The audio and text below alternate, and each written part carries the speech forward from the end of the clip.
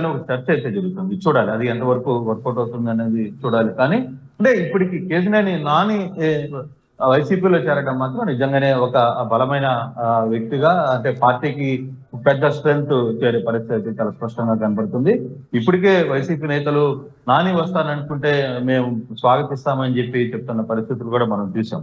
అంటే నాని మొదటి నుంచి కూడా 2 సార్లు విజయవాడలో గెలిచినప్పటికీ ముక్కుసూటిగా ఉండే వ్యక్తి, చాలా స్ట్రైట్ ఫార్వర్డ్ గా ఉంటారు, కార్యకర్తలకి అందుబాటులో ఉంటారు, తాను అనుకున్న పనిని స్పష్టంగా చేయడంలో కావచ్చు, తాను అనుకున్న వ్యవహారాన్ని మొహమాటం లేకుండా మాట్లాడే వ్యక్తి, ఏదైనా స్ట్రైట్ ఫార్వర్డ్ గానే మాట్లాడతారు. అతను మంచి నాయకుడిగా పేరున్న వ్యక్తి.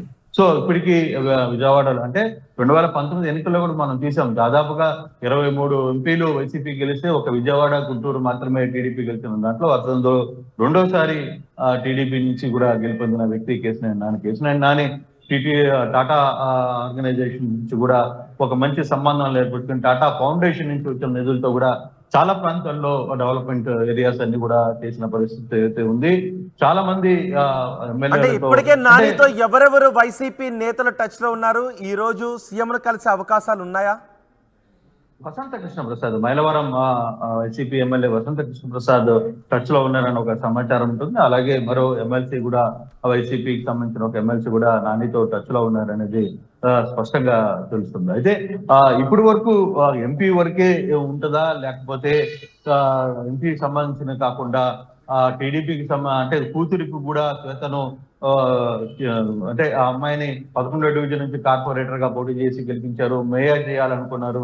కానీ అది అక్కడ కొంత దూరం పెరిగింది టీడీపీలో. ఆ నేపథ్యంలోనే సో డెఫినెట్ గా ఈసారి శ్వేత కూడా ఎమ్మెల్యే టికెట్ లో నుంచి రంగం చేయాలని అనుకున్నట్టుగా అంటున్నారు. మరి కానీ శ్వేత విషయం పూర్తిగా తెలియదు. కానీ నాని మాత్రం ఈరోజు మధ్యాహ్నం కలిసే పరిస్థితి ఉంది. మరి నాని కలిసే సమయంలో శ్వేత కూడా వెళ్తారా, లేకపోతే శ్వేతను కూడా తీసుకెళ్లి అక్కడ తీసుకెళ్తారా? నిజంగా నాని కానీ వైసీపీలో కానీ జాయిన్ అయితే వైసీపీకి మాత్రం రోహిత్ ఖచ్చితంగా ఒక బలమైన వ్యక్తిగానే చూడాలి, అతన్ని చూడాలి. నాని వ్యవహారంలో కావచ్చు, లేకపోతే నాని ప్రవర్తించే అంటే సుడితంగా ఉంటాడు, పబ్లిక్ తో టచ్ లో ఉంటారు, ఏదైనా నాయకులతో కూడా నిర్మోహమాటంగా తను అనుకున్నది ఓపెన్ గా చెప్పేస్తారు, ఎక్కడ ఏది దాచుకోరైనా ఉన్న వ్యవహారాన్ని చాలా క్లియర్ గా స్పష్టంగా బద్దలు కొట్టి మాట్లాడారు. అంటే నిజానికి కృష్ణమోహన్, ఒకవేళ నాని వైసీపీలోకి వెళితే అది పెద్ద ఆశ్చర్యం కాకపోవచ్చు, కానీ దాని ప్రభావం ఏ విధంగా ఉండే అవకాశం ఉంటుంది విజయవాడ రాజకీయాల్లో? ఎందుకంటే ఆయన గతం నుంచి కూడా వైసీపీ నేతలతో టచ్లోనే ఉన్నారు. వైసీపీలో ఉన్న ఎమ్మెల్యేలు కానీ ఎంపీలు కానీ నానిని ఎప్పుడు పొగుడుతున్న పరిస్థితి ఉంటుంది.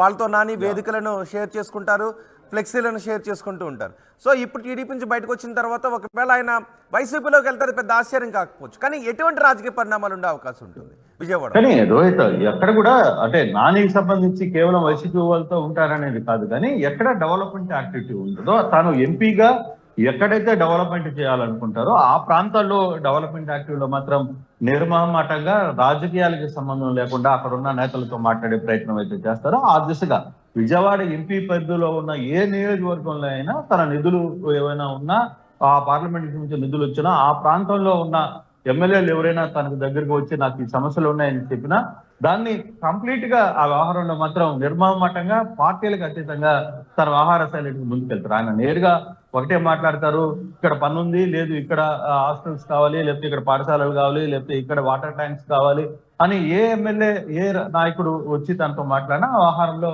పార్టీలకు అతీతంగానే తను వ్యవహరించే పరిస్థితి ఉంటుంది. అందుకనే అన్ని రాజకీయ పార్టీలతో కూడా అతనికి మంచి సత్సంబంధాలు ఉన్నాయి. కాకపోతే తెలుగుదేశం మధ్య కొంత ఇష్యూ జరిగిన తర్వాత తెలుగుదేశంతో అక్కడ లోకల్ గా ఉన్న స్థానిక నాయకులకి బుద్ధా వెంకన్న లాంటి వ్యక్తులు, తర్వాత కొందరు సీనియర్ ఎమ్మెల్యేలు, మాజీ మంత్రులు కొంత వ్యతిరేకించడం వల్ల అతను పార్టీకి దూరమైన పరిస్థితి అయితే కనబడుతుంది.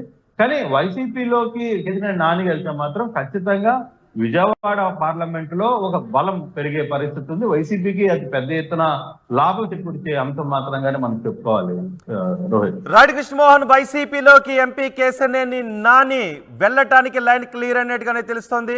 ఆయన టీడీపీకి దూరం తర్వాత కేసినేని నాని ప్రయాణం ఎటువైపు ఉంటుందనే చర్చ పెద్ద ఎత్తున జరిగింది.